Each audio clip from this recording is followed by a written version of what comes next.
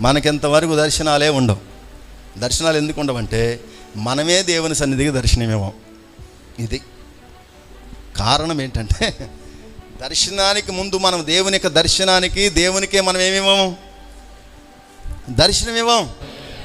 దైవికమైన దర్శనము కొరకు తోడు లేకుండా వెళ్ళగలిగినటువంటి బలం పౌలునకు దేవుడు అనుగ్రహించున్నాడు. దేవునికి స్తోత్రము కలుగునుగా. హల్లెలూయా. అదృశ్యమైన వాటిని చూస్తున్నాడు గనక అది నిత్యమైనది. మేము దృశ్యమైన వాటిని చూడట్లా, ఎందుకంటే దృశ్యమైనది అనిత్యమైనది.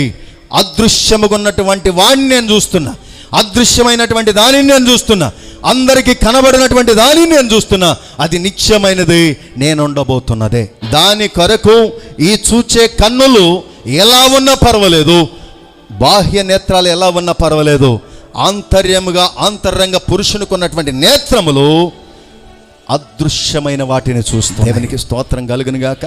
హల్లెలూయా.